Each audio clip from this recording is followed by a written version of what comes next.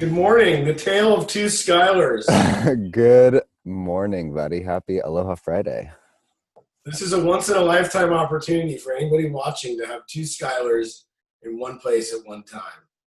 So, Yes. Skylar squared event. Skylar Ireton and Skylar Stokes. What's up? Yes. What's up, Skylar Ireton? How we doing there, boys? Good, buddy. We Well, just wanted to check in on you today, man. We were talking before about local businesses and people that have brick and mortar storefronts like yourself yep. amidst a global pandemic. How's everything been going for you since, the beginning of the year, I guess, was kind of checking in on the. I mean, when it all started, I think a lot of people were kind of unsure what was going to happen, but once it set in that people were going to be home, like the home improvement industry just turned on like crazy, which I'm sure you saw in the real estate world.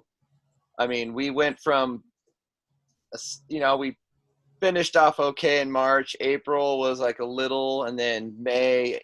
I mean, basically May up to October has been basically unprecedented in the home industry, and like the home furniture industry is home furniture, patio furniture. It's been really good. Definitely had some of the best months we've ever had just out of the single store. At one point we had two stores, and we were hitting numbers that we were doing out of two stores out of one little store. Like May, June, July. So, and the PPP loans helped, and in March we once we saw the writing on the wall, we tightened our belt, and unfortunately we let everyone go just because we weren't sure what's going to happen. And then as we started to see it uptick, we brought people back as needed, and we got to really cut some of the fat, which was very helpful. Sounds like it was sort of a blessing in disguise for Total blessing. and it seems like from my perspective, a lot of people during this last 6-8 months have been doing home improvements, buying like you said, patio furniture has probably been flying off the shelf. I myself was doing my yard. I think people were looking for stuff to do because they were stuck at home a lot, and we're like, all right, well, let's fix up the house, and let's and that's basically the reason, right? Yeah, that's the reason. Now the problem is like the shortage of product, the shortage of materials. Like the main patio fabric company, Umbrella, they can't even keep up with the demand. Like I'm like having to quote lead times of 8 to 10 weeks on stuff that's normally 2 to 3 weeks. So it's definitely bogged down a lot of like U.S. manufactured products, which I've been trying to push USA made stuff, and now I'm going back to China stuff that distributors have that I can pull off the shelf rather than, people are antsy. They like, once they get the idea in their head that they want to get their yard done, they're like, oh, I want to do it this weekend. I'm like, well, we were talking about this 6 weeks ago. Like, now you want it tomorrow? So yeah. Is that because the stuff made in China is ready to go? You're saying? Like, well, people, it's imported. It's sitting on a shelf in someone's distribution spot rather than Polywood's like a recycled plastic product that's got a 20-year warranty that's made in the United States, and that used to be like a 3 to 4 week deal, and now they're like, don't quote under 10 to 12 weeks. So Man. but like even with them, a lot of these companies, they're up like 400%. Like numbers where like, and they think it's still going to stay like that through next year. Still why there's pretty much a stay in place. It's not a shelter in place, but why we can't travel. Like, we can start traveling a little bit now, but people are still home and still doing that. I don't know. We'll see what happens with the election. I feel like people are going to start tightening up on their wallet, and because I know a lot of people are refining their homes and getting good rates and cashing out refis, and so people are still. It's surprising to me how many people are coming in just like they're ready to spend money. There's a lot of money floating around right now, just as you were talking about, just like, I don't know, the refi processes, and then I don't know, just everyone's able to take a little bit of what they have, and because no one's spending money on like the leisure and travel and doing the stuff that they would normally do, so like, well, why don't we just make our backyard rad or our house rad? You know what I mean? So but it's interesting that you say the projections are looking good in the next couple of, months to the next year. And I would imagine, especially here in San Diego, because I guess I guess we're due for a La Nina this year. So it's supposed to be hot, like a hot, dry winter. So that makes things even better for you, buddy. Not for Chad though. Hey, Oh, I'm bummed on a La Nina winter. yeah. Hey, Skylar, question. Tell us a story about how you got started, man. I'm curious about how you got into the industry, like what caused you to get into it. Oh, I totally fell into it on accident. I was buying back in the day, my buddy was back in the day, like I'm that old. When I was 18, my friend just bought a new mattress. I'm like, where'd you get that at? And it was like, you found it on Penny Saver. Pillow top mattress, $199. You go in there and you spend like $500. And this guy was just crushing it. I was there. There was 10 other people there. I was waiting tables, and I was like, dude, you need help? I could sell mattresses. This looks like an easy gig. Let me get in on this. And I ended up helping him with deliveries, and it was a total moneymaker. He would pay me $50 a delivery for a queen mattress, and I would just go do 4, 5, 6 deliveries a day. And so I'd make $200 to $400 cash a day, and it was just a great deal for when I was an 18-year-old. And it just grew into, I'd be at a customer's house and we'd be setting up a bedroom set. I'm like, you should set your bedroom set on this wall. And I'd go back and be like, hey, they need a chest of drawers and a nightstand. It just started adding up, and they were like, why don't you come to the sale? It grew from a mattress to sofas to bedroom, and then I just kind of fell in it with them. And so from basically 19 to 28, I ran a furniture store, and then I learned what not to do, and I went and consulted, and then I hit a point where I'm like, I'm just going to go do my own thing. And I mean, here I am. It's so random how I fell into it. And it's a pretty cool gig. You get to do design, you get to talk to people, and there is some heavy lifting, but when it comes to patio, we do a lot of commercial stuff. So a lot of we've done hotels. We did the Fairmont, the pool at the Fairmont in Del Mar. So it's we've done some really cool jobs. You guys just celebrated your 10-year anniversary, right? Yeah, my 10-year anniversary is November 7th. Okay. When I've actually kicked the doors open. Wow. So yeah, so it's been a bumpy ride, but it's when I first started, we shot off. We spiked really good. So it was a good jump off, and then, we plateaued, and then we kind of shot down, and then, so so now I feel like we got a good handle on things, and yeah, so it's going all right. One thing that I thought, when I think of you, obviously as my friend, but more importantly, one thing you've been an advocate of since day one is supporting local business. Oh, yeah. And I think in this time, it's super important to support local businesses and your friends' businesses. And, and I've always been one to support my friends' businesses. But you've always been support your local furniture store, support your local business. Touch on that really quick, because I think it's super important for everybody to understand why. Why is it important? Yeah, you could save a couple bucks over here, but why would you do that when you're helping your friends support their life and their family? You know what I mean? To me, that's important. Well, I didn't even really think about all that too much until I opened my own business, and then I'd be walking around the village and seeing these mom and pop shops and how they have to survive, and seeing how people would be busting my balls over Costco's got this for $19.99. Why are you $21.99? I'm like, for one, I'm giving you a better product. You're buying from a local. But I would have to have those conversations, and so you still do. Some people, I get it. We all have different budgets, and so and I always try to have good prices. I want to have really good stuff at a really good price, so it's easy for everyone to make the decision. It's you get what you pay for, and most shoppers learn when they buy their Home Depot patio furniture, they're like, I'm probably not buying that again. And the stuff we sell is just good product that will last. You can put it out in the Arizona desert on the patio furniture. That is, you wouldn't do your indoor couch. Yeah, I kind of want to piggyback on that too, because as a small business, it's not just people coming in and getting a quality product. You're also helping the community out by hiring the people in the area, providing wages for those people, you're able to help boost up the local economy. And that means a ton, right? Like, at least for me, I support as many small businesses as I can, because I get it, right? Like, we're all small business owners. We understand how the whole thing works. So, man, and along with that, like, you have to deal with so much other stuff, right? Like, you have to deal with all the hiring, all the firing, all the ins and outs of what it actually means to operate your business, like all the numbers and stuff like that. So I don't know, I love small business, man. It means everything to the community. It really does. Oh, it does. When I first opened, I was vigilant about when it came to Christmas. I would buy all the Christmas presents for everyone down in the village. I'd walk around and support every shop. I'm like, it's like when you see the people you're buying from, rather than like going to a Kmart, Walmart, or Target, or all these big box stores.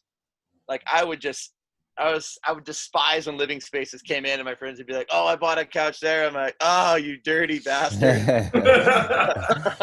Yeah. But I mean, I get it. Like, they do stuff so cheap sometimes, where it's just like, I don't even know how they make it. Like, I've had one of the sales reps, we sold a similar brand to them, and they're literally selling the bed that they advertise for what they pay for it as like a loss leader. I'm like, well, I can't do that. So, well, dude, I'll tell you too, from personal experience, like, just with friends and stuff like that, when you buy from those big box stores, the service that you get is not that great. Like, it takes a long time to get through things. There's a number that you have to call that on the other end, it takes an hour to get to them, and then they patch you into somebody else. It's just such a nightmare. So, oh man.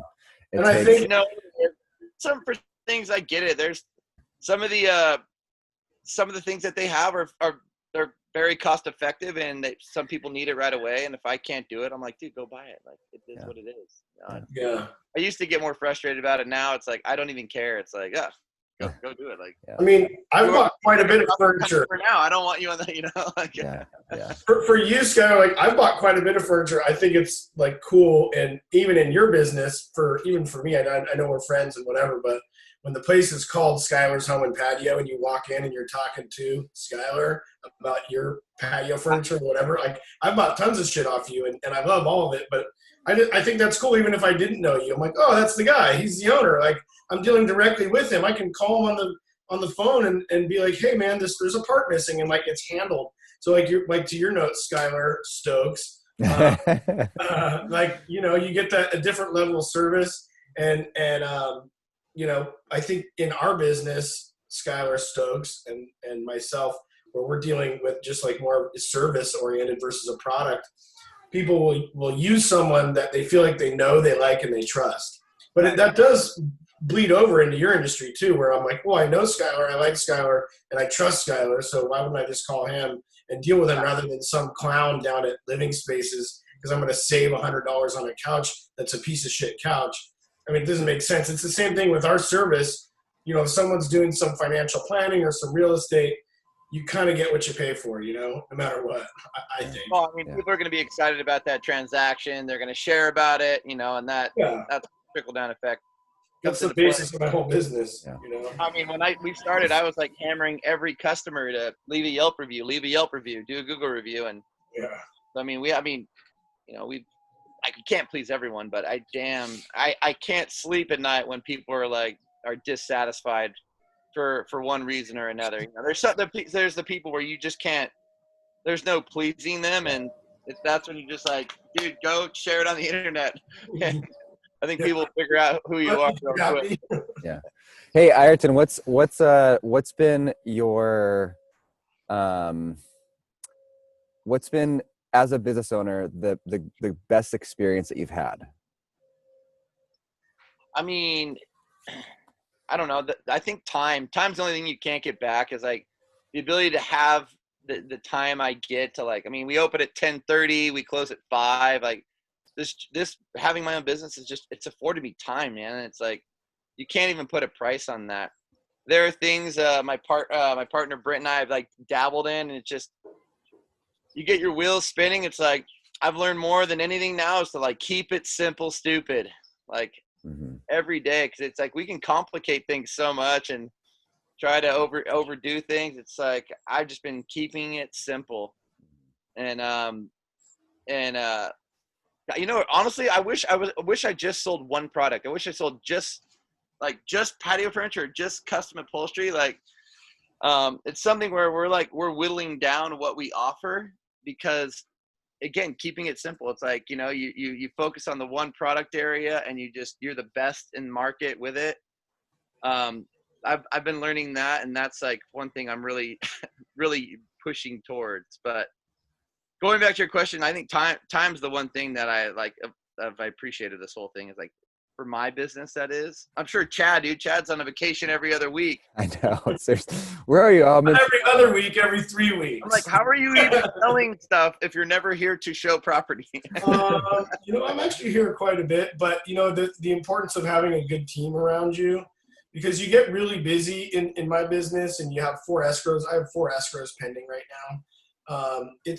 It can be a lot, you know, and there's days when you work from sun up to sundown and then some, and then some days you don't have a whole lot to do, but it's definitely busy, and it's very, I mean, to me, that's one of the whole reasons I'm in this business, is to have that freedom of like, okay, I just got my ass kicked for 6 weeks straight.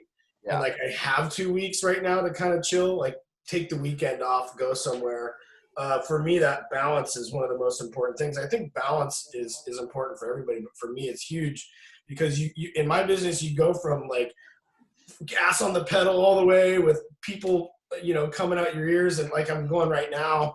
And then when these, you know, and who knows, it could end whenever. I have 3 of the 4 are going to close next week, but you know, and then it'll calm down a little bit. And even then, I was able to go last weekend to a workshop that I signed up for, which was in Sedona, but that looked awesome too. It looked really cool, man. But you know, it's important, man. Like, otherwise you'll just burn yourself out. So yeah, I think, and I preach that to everybody.